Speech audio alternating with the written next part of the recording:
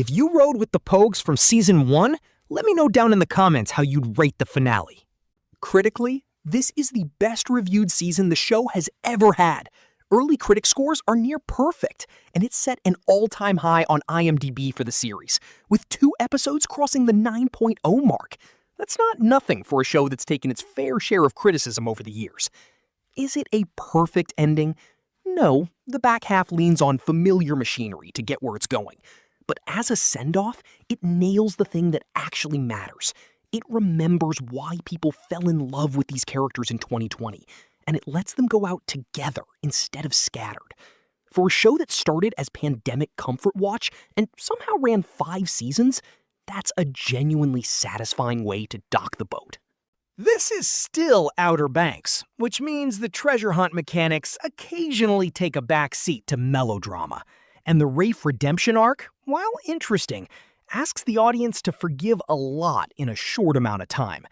If you've spent 4 seasons wanting Rafe held accountable, the pacing here might feel rushed. The show also can't fully escape its own formula. Chase, betrayal, near miss, repeat. For a final adventure, some of Season 5's middle episodes lean a little too hard on the beats longtime viewers have already seen 3 times before. 10 episodes, released all at once instead of the split season model Netflix used for Season 4, and that decision pays off. The pacing finally has room to breathe as one continuous story instead of a cliffhanger stretched over 2 release windows. Kiara's arc carries most of the emotional weight this season. Her grief over JJ curdles into obsession. She starts digging into old legends that the Blue Crown can supposedly raise the dead, which pulls the show fully into supernatural territory for the first time. It's a bold left turn for a series that's mostly stayed grounded in treasure hunting adventure, and it mostly works because it's tethered to real character grief instead of just plot mechanics. Sarah's pregnancy is handled with restraint, present in the story without becoming the story, which keeps the finale focused on the ensemble instead of one soapy subplot. Welcome back to 7 Reviews.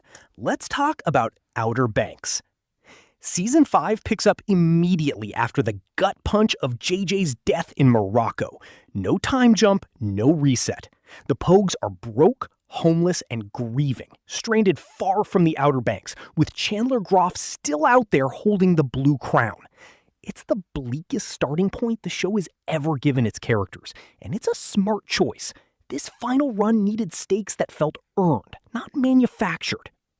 The biggest swing of the season is folding Rafe into the group. An uneasy alliance between John B. and the guy who spent 4 seasons as his rival is exactly the kind of tension a final season should be leaning on, and the writers use it well. It's uncomfortable in a way that feels intentional rather than forced.